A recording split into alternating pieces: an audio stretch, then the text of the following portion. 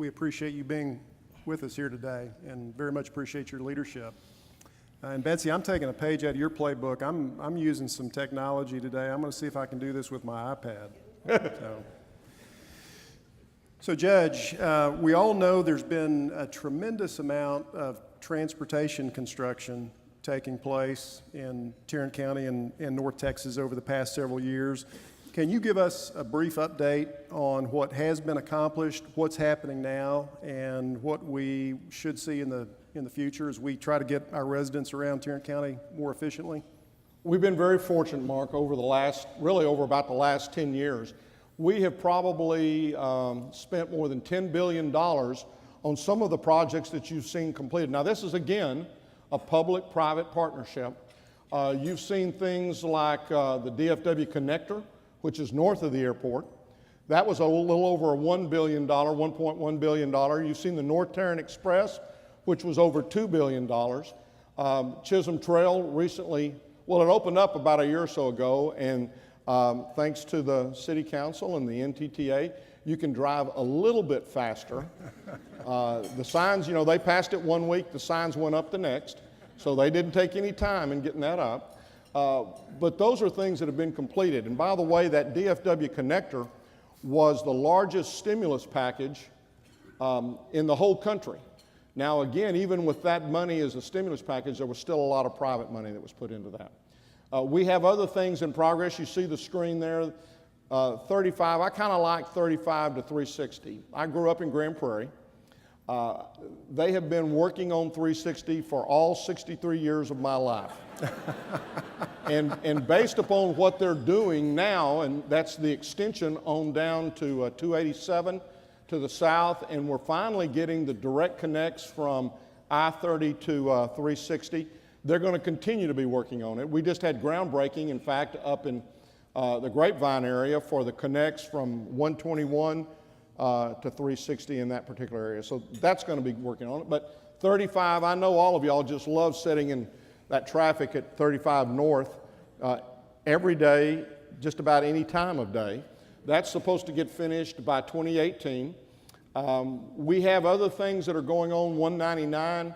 We know that, and these things are in progress. So we know that those things are happening. We know that the 820 segment from Northeast Mall down to I-30 is in the plans.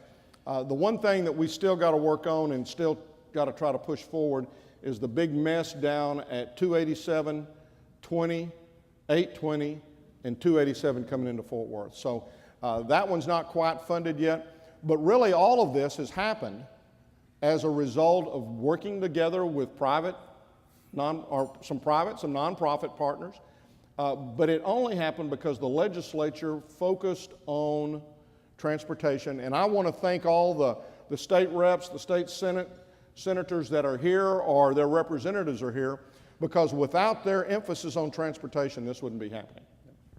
Well, we very much appreciate your leadership in this regard and the leadership of all of our state and county officials in making this happen, because it definitely is improving, and we appreciate that. Let's talk about revenue, property taxes. Some of us may have noticed... Surely there's not been any discussion about that. Some of us may have noticed an increase in our property valuations this year. Can you tell us why? And can you explain how this complex calculation takes place? What are you doing to make sure that our tax dollars are utilized wisely? And how do we here in Tarrant County compare to other counties in the state? Just educate us a little bit. Well, and you see a chart up there, and I'll talk a little bit about that. But again, and I'll say that this is my opinion, and it may not be shared by all, but in late 2015, the comptroller, Glen from the state, decided that the appraised values in Tarrant County were not close to market value. And so he sent a letter to the appraisal district. Now, I'm going to break for just a minute and say there's a lot of things in this county that are called Tarrant County. Not all of them are controlled by the Commissioner's Court. So what I want you to know is that the Tarrant Appraisal District received a letter. We don't, we have about the ability to spend about 1/10 or maybe 1/2 of one of the 5 board members that's elected. Most of those are elected either from the big school districts or the big cities. But anyway, he received a letter that said, you got 2 years to get the values up to close to 100% of what those values are. And at a recent committee hearing earlier this year, he said, well, we just decided to do it all in 1 year. Well, I know everybody really appreciates that. And so the notices came out, and I was telling people before the notices came out that when you get those things, you really want to be sitting down when you open them. And that was the case. I think the average across the county is about a 14% increase, but I know some that went up over 100%. And in those particular instances, if it was a homestead, then you're limited to 10% a year, but that, you know where it's eventually going. So what I want to do is I put together this little slide. Part of that our administrator's office helped put together as we went through our budget. But you notice there when you look at how we compare to other counties, there's 5 large counties within the state. And so we put those up there. And if you look, the first column we show is the operating budget. Now, we are the 3rd largest county in the state of Texas. But our budget, our operating budget, is the lowest of the big 5. We have the lowest number of full-time employees of the big 5. When you look at our population, again, as I said, we are 3rd. If you look at the number of FTEs as compared to our population, you see that we are first on that. And then when you look at the operating budget per capita, you also see that we're the lowest on that. So I say that because our elected officials, our whole staff really look at how we take that spending of that money, your money, very seriously. I've got 3 of the 4 commissioners over here. Commissioner Fickus, Commissioner Johnson, Commissioner Brooks, Commissioner Wynn couldn't make it today, but all of us really look at those dollars. I also want to recognize we have our DA, Sharon Wilson, over here today, and she's been doing a great job. She's been with us for a little over a year and a half, and I think has really gone in and looked at making some big changes and some big differences within Tarrant County. You've heard a lot about, well, tax revenue or tax collections have gone up a lot. And, since 2004, in 2004, Tarrant County collected a little over almost $231 million. And in 2014, we collected $333 million. But at the same time, if you look at what's been going on with personal income, what you see is that personal income was $52 billion, and in 2014 it was $89. So when you look at what is the tax as a percentage of your personal income, total personal income in the county, it was at 0.444% in 2004, and it's 0.374 in 2014. So it's going down. And why does it go down? Because we're business friendly. We have attracted people. We've been one of the fastest growing areas, certainly within the state of Texas, and I believe 4th in the country. So I feel like that, yes, your appraisals were increased. But at the same time, I promise you, we do everything we can to spend your tax dollars as efficiently as we can and to continue to try to bring more folks in here. And as I said, if you look at that, the tax revenue as a percentage of personal income has gone down. You run a pretty tight ship. We try to. I mean, what I love about that, I'm a CPA. I have been very fortunate in my lifetime to have 2 careers. I was able to start the accounting firm, Whitley Penn. Larry Autry, our managing partners over there. When I came to county government, I knew that was marking the end of my time in the firm. And there was a part of me that regretted that. But I love what I'm doing right now with public service. And I wouldn't give anything for it. Yes, I've, left the firm, but it's still something that's very special and I'm very proud of. Very good. Thank you, Judge. You mentioned all of the folks moving to Tarrant County, and we all know that you and your team work very hard to cultivate an environment for strong economic development in this community. Would you talk a little bit about some of the exciting projects that have come online since your last State of the County address, and what do we have to look forward to in our future? Well, I will tell you, it all kind of blurs together. You know, I remember as a youth that I was just wondering if time was ever going to go by, and now it just goes by. So some of these may be from prior to my last State of the County, but American Airlines is doing a big new headquarters. You've got, you know, Facebook came to town, said they were going to build 2 buildings. They're already fixing to build 3 more. Great community partner. You know, we talk about these folks that you see up here. They're not just here with their hands out. They're employees from the top all the way down, volunteer in our schools. They help with other community projects that are going on. They are community partners in a lot of the things we do. Back to school.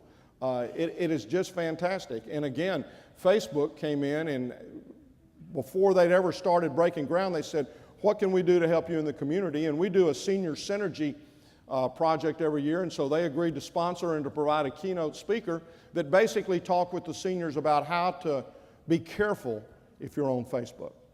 So all of these folks that you see here, again, we're #1 in job growth in Texas. We're #4 in the United States. That doesn't happen by accident. That happens with all of us working together. So the county working with the city, we all try to make this a good place, but we are also very careful about the folks that we bring to town to make sure that they're paying livable wage jobs, that they're providing benefits and not, you know, paying minimum wage, and therefore their employees are coming through JPS for all of their health care and are a burden or more, could add to the burden on our tax rolls there. Yeah. Well, that's a good segue to the next topic, and that is providing health care to all of our residents, including all of those that are moving here. I know you're a big fan of our local county hospital, John Peter Smith. Can you give us an update of some of the exciting things to come at JPS? I think most of us are aware of the fantastic job that JPS does, particularly under the very able leadership of Robert Early. But what will healthcare look like in the future? What are some of the needs that JPS is going to have in 10, 20, 30 years from now? Well, I am very proud of JPS. I feel like they've come a long way in recent years. They are the only #1 level trauma center in Tarrant County, but once you leave and head west, the next one I believe comes at either Lubbock or El Paso. So it's extremely important that we have this level 1 trauma center. Patient care, I know that Robert Early is very focused on making sure that everybody focuses on that patient when they come into the JPS hospital. So I'm very excited about that. We are in the process of looking at and preparing for possibly a bond election. We actually had started the process, the Board of Managers had started the process. We got to the point of going out to town hall meetings. And what we found from those town hall meetings were, one, we really hadn't thought about the clinic system, and most of our emphasis was going to be on the downtown facility. Now remember, the last time we had a bond election for JPS, it was for $40 million, and it was in 1985. So it's been 30 years. But we were looking at that, and then about halfway through those town hall meetings, you just heard this, okay, let me say it, TCU, UNT, HSC, collaboration came together, and I'm going to tell you, I could not be more excited. But the moment that was announced, I thought, okay, this is going to impact where medicine is going into the future. So we decided at that point to not put anything on the ballot, but instead to go back and look at where are we going to be in 10, 15, 20, 30 years. We recently, at the Commissioner's Court, approved a firm to come in and do just that. Look out and try to look into a very cloudy crystal ball as to where health care might be. After that's kind of gotten underway, we're going to create what we call a blue ribbon committee that is going to look at what comes in from that. They're going to look at the existing plan that the Board of Managers has worked on for several years, and then they're going to try to meld the two together. I put Dr. Flynn on the spot at a recent breakfast. He's going to be one of my appointments. We're each going to appoint two from the Commissioners Court, and then the Commissioners Court will decide who the chair will be. But Dr. Flynn is going to be one of mine. And again, you heard him mention it up here, medicine is changing. I think I heard him say that when he got out of med school, and I'm just impressed he could remember that far back. But when he got out of med school, the knowledge in medicine was doubling every 8 years. And I believe his quote now is that it's doubling about less than 90 days. And just think of that. Just think of the advancements that are being made. The things that we think would never be cured are now not only being cured, but other things are being found through technology. And so as we begin to look at what is JPS going to be, we've got to take into account all of this, and it may be that we don't need as many inpatient beds downtown as we need things in the clinics that allow people to come and us be able to work with them on that. I've been on the Board of Regents now for what seems like sometimes an eternity, Dr. Williams, but it's given me an opportunity to meet Dr. Williams and to get to know him and hear his passion for care. And not just from the standpoint of the doctor and patient relationship, but also, and even more importantly, for the rest of the team members. You know, in addition to looking at having now an MD school as well as a DO school, we also have a school of pharmacy. And how important it is that those two areas interact with one another. They also have a school of public health. And now more and more public health is working not just on restaurant inspections or what mosquito bit who on what day, but they're also looking at working with initiatives with TCU, with the public schools, on helping kids maybe solve a problem of obesity or diabetes. So there's a lot of exciting things that are going on here, and I believe that it was very good timing, if it were, that was announced in the middle of these town hall meetings so that we basically could step back, address the clinics, address these changes, and really take JPS forward for the next 30 to 40 years. Yep. Well, we're very, very pleased with the work that Robert and his team are doing at JPS, and I think we all need to encourage them to continue doing the great job they're doing and just simply say thank you, because it is an asset for this community.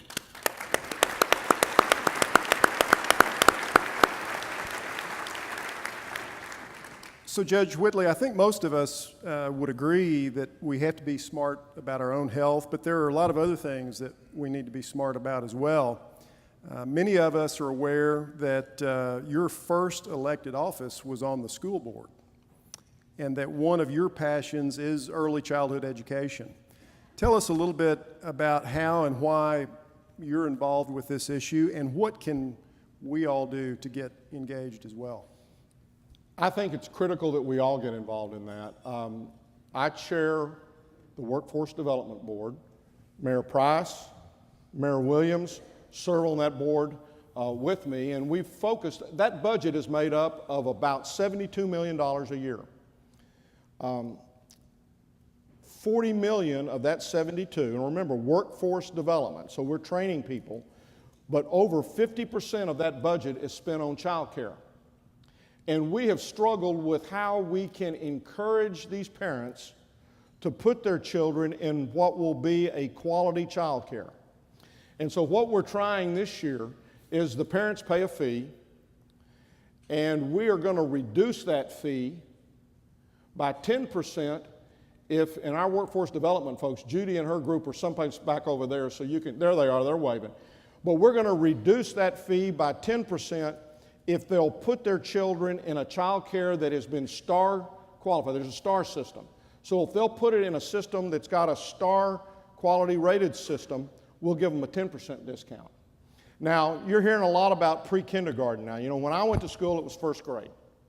When they weren't ready for first grade, then they started kindergarten, and now they're not ready for kindergarten, and they're starting pre-kindergarten.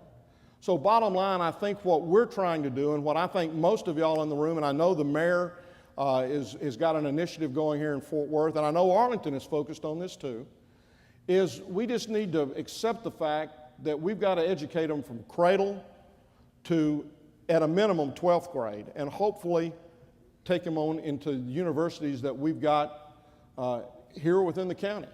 So that's where we're really trying to focus and trying to encourage. The mayor, I've heard the mayor say and others say that from basically cradle to the 3rd grade, you learn to read. From the 3rd grade on, you read to learn. If you don't learn to read, then in all likelihood, you may be our guest, or a high percentage of those kids are going to be a guest in our jails as they move forward. So it's absolutely critical that we do that, and they're calling it the 2025 plan. So that's when my little grandson that was born 3 weeks ago gets to the 3rd grade. We hope that everybody will be able to read at the 3rd grade level.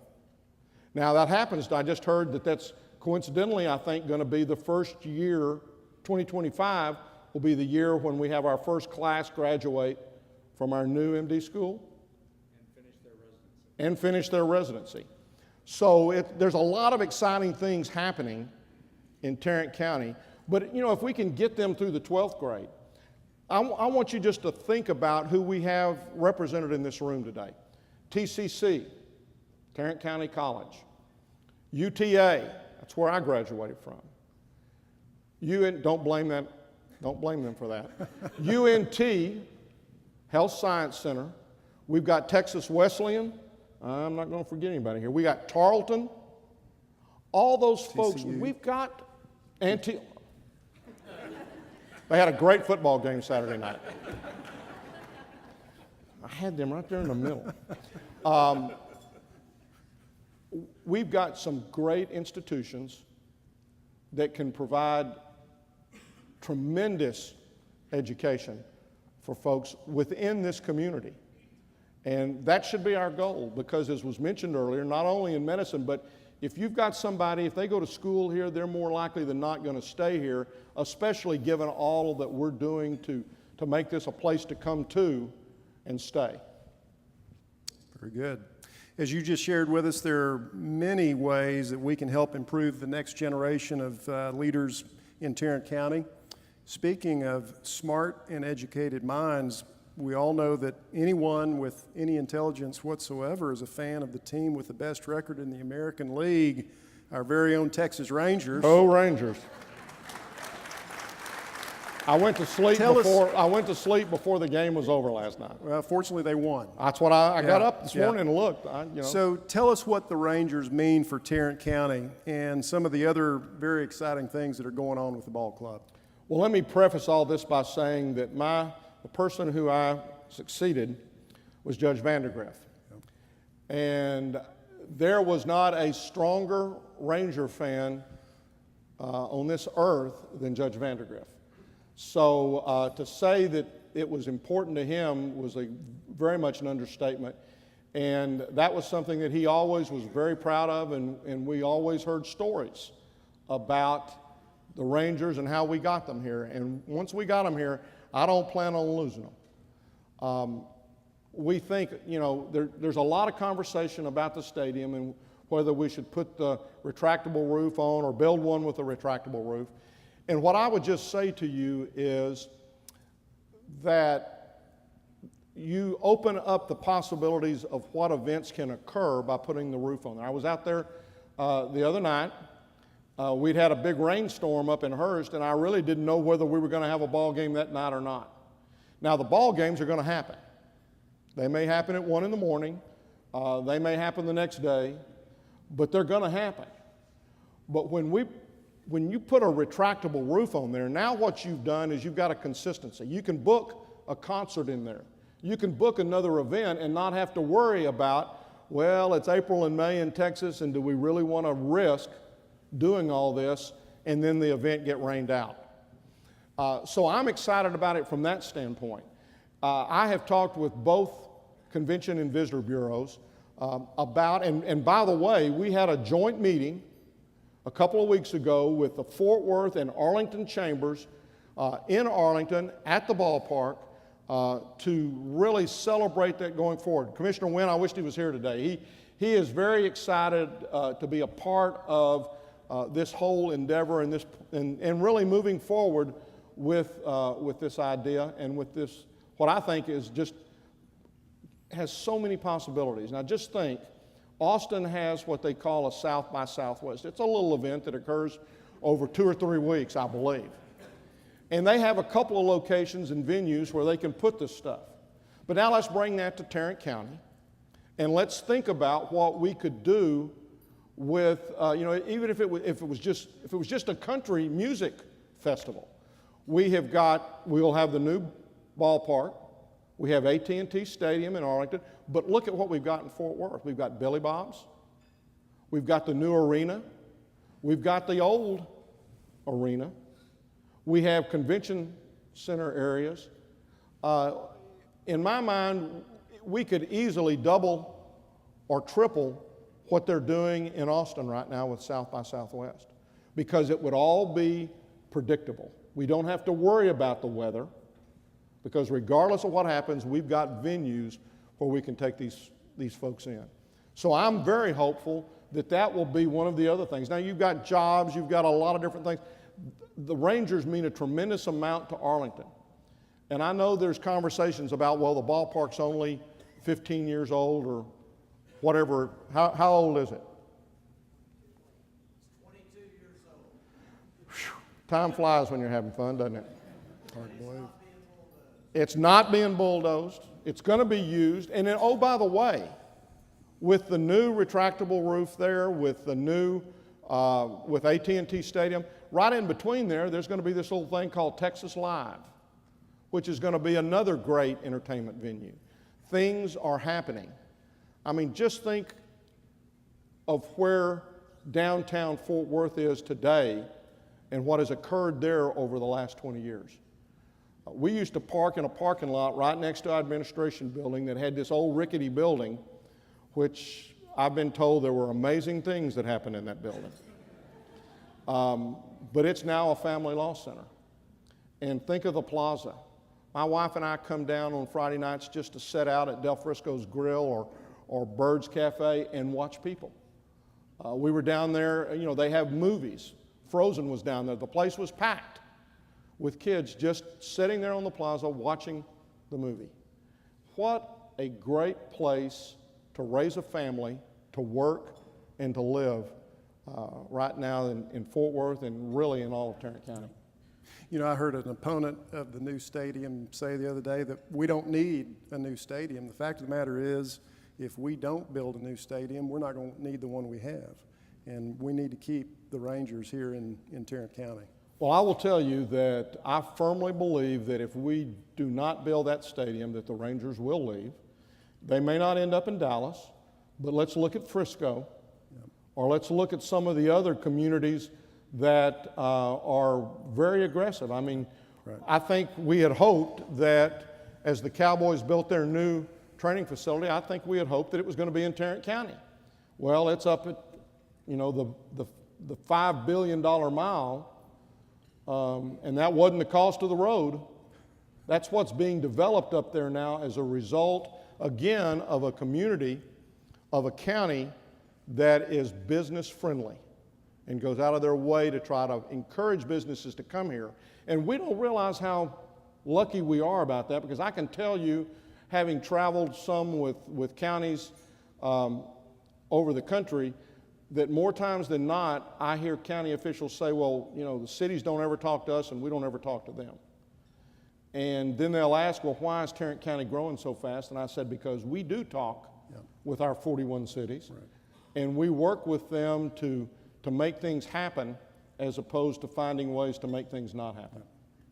Wow, we have covered a lot of territory here today, but if I I don't still got a minute and 7 if I seconds. don't wrap this up pretty quickly, Bill Thornton's going to fire me.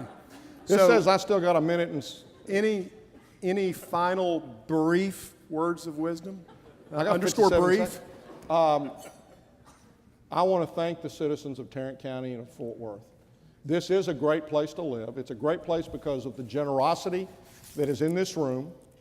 The fact that when you see something that needs to be done, you don't say, well, government, go and do it. In fact, we really try to make sure that it's y'all that do it, because for years there's people that you can't say no to, whether it be your Rotary Club, whether it be in your church, and when you see those people coming, you know you're fixing to volunteer for something. And that's why it's important that government not jump out there and do that. That's why we have the Mental Health Connection, which was started by Mayor Barr. That's why we have Turn. All of those things are making sure that we give the nonprofit and the private organizations in this community an opportunity to give back with the generous hearts that they have. And for that, I want to thank each and every one of y'all. Very good. 5 seconds. Whoops. Judge Whitley, thank you very much for being with us today. We very much appreciate your leadership and thank you for all that you do for our community. In honor of your presence with us here today, we have a check made out to one of your favorite agencies, the United Way of Metropolitan Tarrant County. So, Thank you very much. you bet. Before we adjourn, This will be the start of our competition with the city for this year's campaign. And once again, we will beat them, as we have in all but the first year, where I had to ride, or she rode and I got to